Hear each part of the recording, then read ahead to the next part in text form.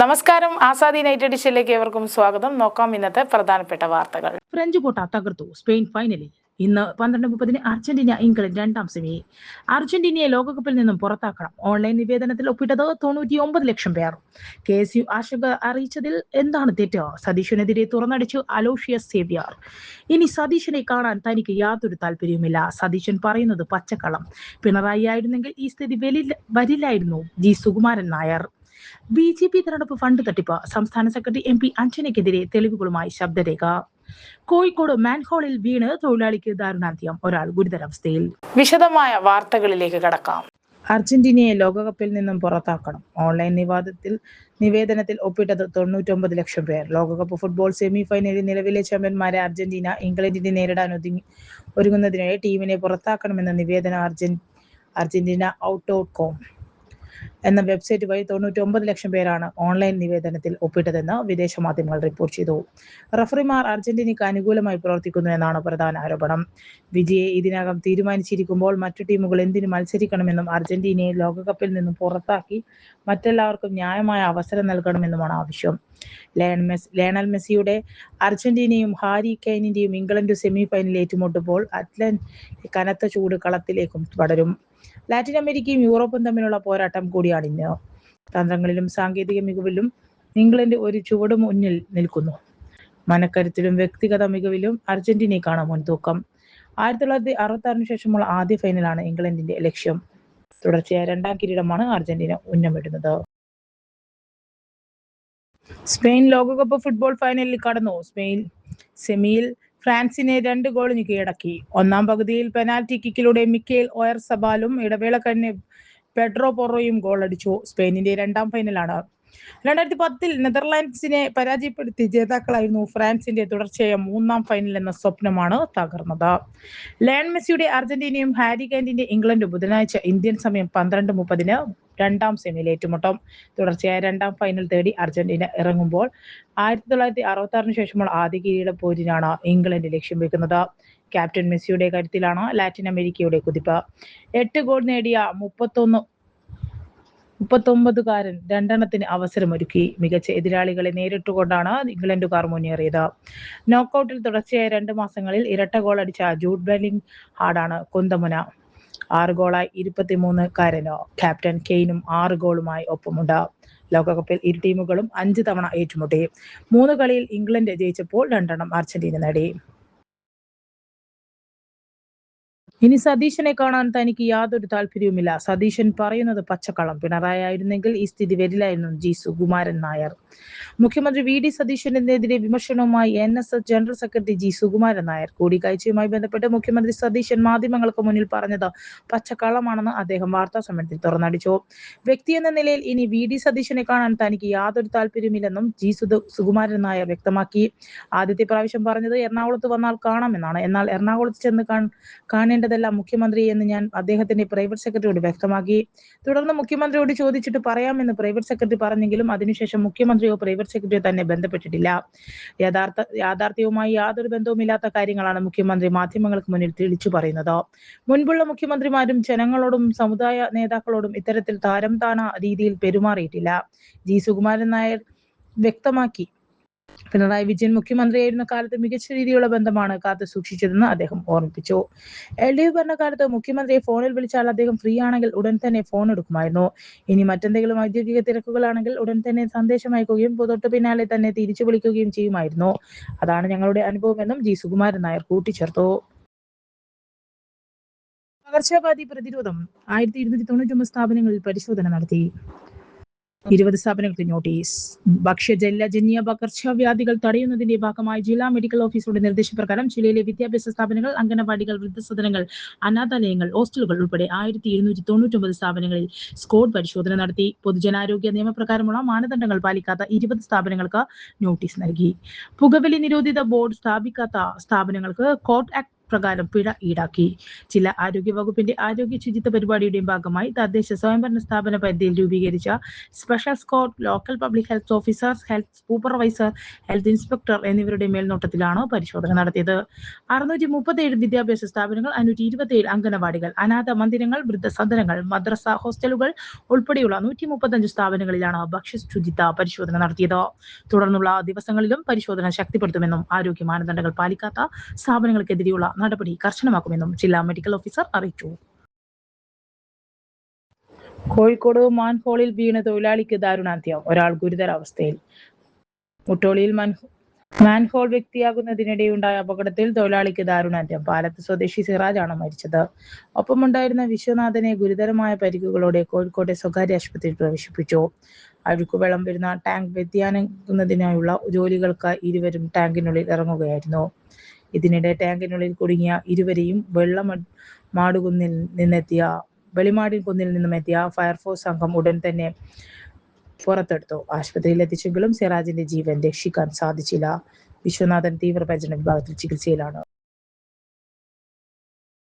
BJP തെരഞ്ഞെടുപ്പ് fund തട്ടിപ്പ്, സംസ്ഥാന സെക്രട്ടറി MP അഞ്ജനയ്ക്കെതിരെ തെളിവുമായി ശബ്ദരേഖ. നിയമസഭാ തെരഞ്ഞെടുപ്പുമായി ബന്ധപ്പെട്ട് BJPയിൽ നടന്ന ഫണ്ട് തട്ടിപ്പിൽ നിർണായകമായ ശബ്ദരേഖ പുറത്ത്.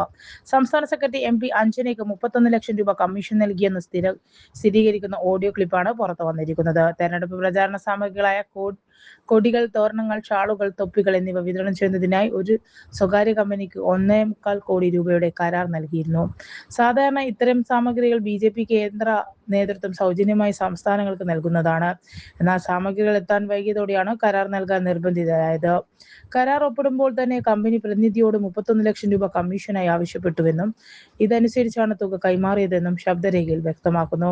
കുടിശ്ശിക തുക തെരഞ്ഞെടുപ്പിന് ശേഷം നൽകാമെന്ന് MP അഞ്ജന ഉറപ്പു നൽകിയതായും കമ്പനി പ്രതിനിധി തെരഞ്ഞെടുപ്പ് ചുമതലയുള്ള വ്യക്തിയോട് പറയുന്നുണ്ട്. തെരഞ്ഞെടുപ്പ് ഫണ്ടിൽ തിരിമറി നടന്നതായി നേരത്തെ ആരോപണങ്ങൾ ഉയർന്നിരുന്നു. BJP ദേശീയ സംഘടനാ ജനറൽ സെക്രട്ടറി BL സന്തോഷിന് ഇതു സംബന്ധിച്ച് പരാതി ലഭിക്കുകയും വിഷയം പഠിക്കാൻ കുമ്മനം രാജശേഖരൻ അധ്യക്ഷനായ സമിതി നിയോഗിക്കുകയും ചെയ്തിരുന്നു. സംസ്ഥാന നേതൃത്വത്തിലെ ചിലർ കമ്മീഷൻ തുക തട്ടിയെടുത്തുവെന്ന ആരോപണം ശക്തമാകുമ്പോഴും ഇത്തരം ഒരു കമ്മീഷനെ കുറിച്ചോ അന്വേഷണത്തെക്കുറിച്ചോ അറിവില്ലെന്നാണ് BJP അധ്യക്ഷൻ രാജീവ് ചന്ദ്രശേഖരന്റെ ഔദ്യോഗിക വിശദീകരണം. വിഷയത്തിൽ BJPയിലെ മറ്റു ഉന്നത നേതാക്കളൊന്നും ഇതുവരെ ഔദ്യോഗിക പ്രതികരണം നടത്തിയിട്ടില്ല. കള്ളം നിറഞ്ഞ വിദ്യാർത്ഥികൾ, കൂട്ടുകാരനായി ജില്ലാ കളക്ടർ. സാധാരണ ക്ലാസ് മുറിയിൽ പോലെ ശ്വാസം അടക്കി പിടിച്ച് അച്ചടക്കത്തോടെ ഇരിക്കുകയായിരുന്നു കുട്ടികൾ. എന്നാൽ ജില്ലാ കളക്ടർ P. വിഷ്ണുരാജ് സംസാരിച്ചു തുടങ്ങിയതോടെ ചോദ്യോത്തരങ്ങളും കളിച്ചിലുകളുമായി അവർ കളം നിറഞ്ഞു. പാഠപുസ്തകങ്ങളിലെ പതിവ് പാഠങ്ങൾക്കപ്പുറം വലിയ ജീവിത പാഠങ്ങൾ പകർന്നു കിട്ടിയതിന്റെ സന്തോഷം അവരുടെ മുഖത്ത് പ്രകടമായിരുന്നു.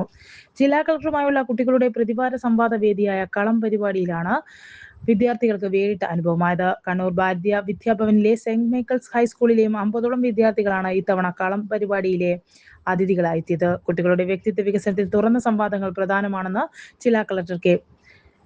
വിഷ്ണു പറഞ്ഞു. പഠനം, കരിയർ, IAS തുടങ്ങിയ വിഷയങ്ങൾ ജില്ലാ കളക്ടറുമായുള്ള സംവാദത്തിൽ ഉയർന്നു വന്നു. മേലെ ചൊവ്വയിലെ ഗതാഗത കുരുക്കിനെ കുറിച്ചായിരുന്നു ഭാരതീയ വിദ്യാഭവനിലെ 10ാം തരം വിദ്യാർത്ഥി തൻവി N. ജയേഷിന്റെ പരാതി. മികച്ച ഗതാഗതം ഉറപ്പാക്കുന്നതിനായുള്ള നിർമ്മാണ പ്രവർത്തനങ്ങൾ നടക്കുന്നത് കൊണ്ടാണ് ഇപ്പോഴത്തെ ബുദ്ധിമുട്ടുകൾ ഉണ്ടാകുന്നതെന്ന് ജില്ലാ കളക്ടർ മറുപടി നൽകി. ഗതാഗത കുരുക്ക് പരിഹരിക്കാൻ നടപടികൾ സ്വീകരിച്ചു വരികയാണെന്നും അദ്ദേഹം പറഞ്ഞു. നഗരത്തിലെ നടപ്പാതകൾ കാൽനടയാത്രക്കാർക്ക് അനിവാര്യമാകുന്നതിനെക്കുറിച്ചും നിലവിലുള്ള ശോചനീയാവസ്ഥയെക്കുറിച്ചും ഇതേ വിദ്യാലയത്തിലെ നൂഹയുടെ പരിഭവം. നടപ്പാതകൾ പ്രധാനപ്പെട്ടതാണെന്നും ഇവയെ വീണ്ടെടുക്കാനും സംരക്ഷിക്കാനും ജില്ലാ ഭരണകൂടം മുൻകൈയെടുക്കുമെന്നും അദ്ദേഹം ഉറപ്പു നൽകി. ആർട്ടിഫിഷ്യൽ ഇന്റലിജൻസ് അധ്യാപകർക്ക് പകരമാകുമോ എന്ന ജില്ലാ കളക്ടറുടെ ചോദ്യത്തിന് ഒറ്റക്കെട്ടായി വിദ്യാർത്ഥികളുടെ മറുപടി ഇല്ല, ഒരിക്കലുമില്ല. കൃത്രിമ ബുദ്ധിക്ക് ഗുരുനാഥന്മാരെ പോലെ സ്നേഹവും അനുകമ്പയും പകർന്നു നൽകാനാകില്ല. ഉറക്കം പോലും മാറ്റിവെച്ച് അമിതമായ മൊബൈൽ ഫോൺ ഉപയോഗത്തെക്കുറിച്ചും അതുണ്ടാക്കുന്ന ഗുരുതര പ്രശ്നങ്ങളെക്കുറിച്ചും ജില്ലാ കളക്ടർ വിദ്യാർത്ഥികളെ ഉണർത്തി. പഠനത്തോടൊപ്പം ശരിയായ ഉറക്കവും ജീവിത മുന്നേറ്റത്തിന് അനിവാര്യമാണെന്നും അദ്ദേഹം ഓർമ്മപ്പെടുത്തി. ജില്ലാ ഭരണകൂടത്തിന്റെ പ്രവർത്തനങ്ങൾ ഉൾപ്പെടെയുള്ള കാര്യങ്ങളെക്കുറിച്ച് അസിസ്റ്റന്റ് കളക്ടർ സ്വാതി കുട്ടികളുമായി പങ്കുവച്ചു. കുട്ടികൾക്കായി വിവിധ വ്യക്തിത്വ വികസന ഗെയിമുകളും കളം പരിപാടിയുടെ ഭാഗമായി ഏർപ്പെടുത്തിയിരുന്നു. പരിപാടിയിൽ പങ്കെടുത്ത എല്ലാ കുട്ടികൾക്കും ജില്ലാ കളക്ടർ P. വിഷ്ണുരാജ് പ്രത്യേകം ആശംസ കാർഡുകൾ കൈമാറി. കളക്ടറോടൊത്തുള്ള ഫോട്ടോ കൂടി എടുത്താണ് വിദ്യാർത്ഥികൾ കളം വിട്ടത്. ലോക യുവ നൈപുണ്യ ദിനാചരണം ചിത്രരചനാ ശില്പശാല സംഘടിപ്പിച്ചു. ലോക യുവ നൈപുണ്യ ദിനാചരണത്തോടനുബന്ധിച്ച് Palayad ASAP community skill park ചിത്രരചനാ ശില്പശാല സംഘടിപ്പിച്ചു. വിദ്യാർത്ഥികളെ സർഗാത്മകമായും കലാപരമായ കഴിവുകളിലും പരിപോഷിപ്പിക്കുക എന്ന ലക്ഷ്യത്തോടെയായിരുന്നു പരിപാടി. ചിത്രരചന അധ്യാപകൻ സത്യനാഥൻ നേതൃത്വം നൽകിയ ശില്പശാലയിൽ വിവിധ സ്കൂളുകളിൽ നിന്നുമുള്ള വിദ്യാർത്ഥികൾ പങ്കെടുത്തു. അസാബ് കേരള മാനേജറായ സുജീഷ് PV, സുബിൻ മോഹനൻ എന്നിവർ പങ്കെടുത്തു. വലിയ വെളിച്ചത്ത് അംഗനവാടി കുട്ടികൾ നേരിടുന്ന പൊടിശല്യം പരിഹരിക്കും ബാലാവകാശ കമ്മീഷൻ. കൂത്തുപറമ്പ് വലിയ വെളിച്ചത്ത് വ്യവസായ പാർക്കിനോട് അടുത്ത് നിൽക്കുന്ന അംഗനവാടിയിൽ കുട്ടികൾ വലിയ തോതിൽ പൊടിശല്യം നേരിടുന്നതിനായുള്ള പരാതിയിൽ ഇടപെട്ട് ബാലാവകാശ കമ്മീഷൻ, സംരക്ഷണ കമ്മീഷൻ. ഗ്രാമപഞ്ചായത്തും ബന്ധപ്പെട്ട ഉദ്യോഗസ്ഥരും ഹാജരായെങ്കിലും ഇക്കാര്യത്തിൽ തുടർ നടപടികൾ ആവശ്യമുണ്ടെന്നാണ് കമ്മീഷൻ കാണുന്നതെന്നും അതിനാൽ സംഭവ സ്ഥലത്ത് സന്ദർശിക്കാൻ തീരുമാനിച്ചിട്ടുണ്ടെന്നും ചെയർപേഴ്സൺ KV മനോജ് കുമാർ അറിയിച്ചു. അംഗനവാടിയിലെ കുട്ടികൾക്ക് പ്രയാസമുണ്ടാവാത്ത തരത്തിൽ നടപടികൾ സ്വീകരിക്കണമെന്ന് ഗ്രാമപഞ്ചായത്തിന് കമ്മീഷൻ നിർദ്ദേശം നൽകി. മുട്ടം പെരിങ്ങാടി റോഡിൽ വെള്ളക്കെട്ടുണ്ടായി കുട്ടികൾക്ക് നടന്നു പോകാൻ പറ്റാത്ത സാഹചര്യത്തിലും കമ്മീഷൻ ഇടപെട്ടു. വെള്ളക്കെട്ടുണ്ടാകുന്ന സാഹചര്യം പരിഹരിച്ചെന്ന് കരാറുകാർ അറിയിച്ചു. റോഡിന്റെ നിർമ്മാണ പ്രവർത്തനം ദ്രുതഗതിയിൽ പൂർത്തീകരിക്കാനുള്ള നിർദ്ദേശവും കമ്മീഷൻ നൽകി. ബാലാവകാശ കമ്മീഷൻ കണ്ണൂർ ജില്ലയിൽ വിവിധ സ്കൂളുകളിൽ സന്ദർശനം നടത്തി. Kannur municipal high school, Melachovva high school, Thottada high school, Thalassery Brennen high school എന്നിവിടങ്ങളിലാണ് കമ്മീഷൻ സന്ദർശനം നടത്തിയത്. സ്കൂളിന്റെ ഭൗതിക സാഹചര്യങ്ങൾ കമ്മീഷൻ പരിശോധിച്ചു. ചില സ്കൂളിൽ കളിസ്ഥലമില്ലാത്തത് കമ്മീഷന്റെ ശ്രദ്ധയിൽപ്പെട്ടു. മെൻസ്ട്രൽ ഹൈജീൻ മാനേജ്മെന്റിന്റെ അഭ്യപ്തതയുടെയും ശ്രദ്ധയിൽപ്പെടുത്തി. അധികൃതരുടെ ഇതിനെക്കുറിച്ചുള്ള അവബോധം അധ്യാപകർക്കും കുട്ടികൾക്കും ലഭ്യമാക്കാൻ അടിയന്തര നടപടികൾ കൈക്കൊള്ളേണ്ടതാണ് കമ്മീഷൻ നിർദ്ദേശിച്ചു. കമ്മീഷൻ അംഗങ്ങളായ B. Mohan Sukumar, Dr. F. Wilson, Cicily Joseph, K. Shaju എന്നിവരാണ് സന്ദർശന സംഘത്തിൽ ഉണ്ടായത്. KSU ആശങ്ക അറിയിച്ചതിൽ എന്താണ് തെറ്റ്? സതീശനെതിരെ തുറന്നടിച്ച് അലോഷ്യസ് സീവർ. ഗവൺമെന്റ് പ്ലീഡർ നിയമനത്തിൽ അഭിപ്രായം പറയാൻ KSU ആരാണെന്ന മുഖ്യമന്ത്രി VD സതീശന്റെ പ്രതികരണത്തിൽ തുറന്നടിച്ച് സംസ്ഥാന പ്രസിഡന്റ് അലോഷ്യസ് സീവർ. പ്ലീഡർ നിയമനവുമായി ബന്ധപ്പെട്ട വിവാദത്തിൽ KSU ആശങ്ക അറിയിച്ചതിൽ എന്താണ് തെറ്റെന്നും കഴിഞ്ഞ 10 വർഷം കേരളത്തിന്റെ തെരുവിൽ സമരം ചെയ്ത ആളുകളുടെ വൈകാരികത ഉൾക്കൊണ്ട് KSU മുഖ്യമന്ത്രി ആശങ്ക അറിയിക്കുമെന്നും അലോഷ്യസ് സീവർ പറഞ്ഞു. ഗവൺമെന്റ് പ്ലീഡർ നിയമനത്തിൽ തിരുവനന്തപുരം ലോ കോളേജിലെ KSU മുൻ യൂണിറ്റ് പ്രസിഡന്റുമാർ ആശങ്ക അറിയിച്ചിരുന്നു. മുഴുവൻ KSUക്കാരുടെയും ആശങ്കയാണത്. അത് കണ്ടില്ലെന്ന് നടിക്കാൻ KSU സംസ്ഥാന കമ്മിറ്റിക്ക് കഴിയില്ല. KSUവിനെതിരായ പ്രതികരണത്തിൽ മുഖ്യമന്ത്രി ജാഗ്രത പാലിക്കേണ്ടിയിരുന്നുവെന്നും അദ്ദേഹത്തെ നേരിട്ട് കണ്ട് സർക്കാർ നടത്തിയ നിയമനങ്ങളുമായി ബന്ധപ്പെട്ട വിഷയത്തിൽ നിലപാട് അറിയിക്കുമെന്നും അലോഷ്യസ് പറഞ്ഞു.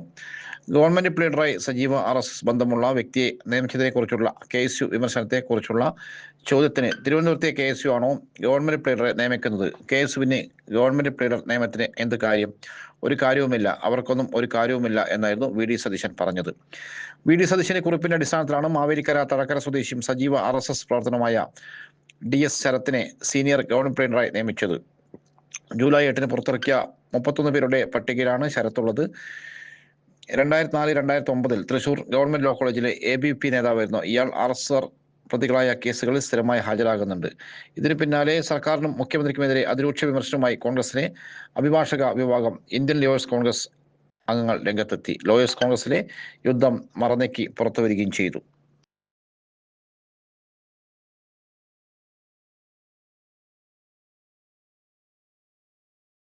കണ്ണൂരിൽ വൻ ഡാൻസ് ഫെസ്റ്റിവൽ ജൂലൈ അവസാന വാരം നടക്കുന്നു. വിവിധ ഇനങ്ങളിൽ മത്സരിക്കാം. 2 ലക്ഷത്തിന്റെ സമ്മാനങ്ങൾ. ഉടൻ രജിസ്റ്റർ ചെയ്യൂ. വിളിക്കുക 944737.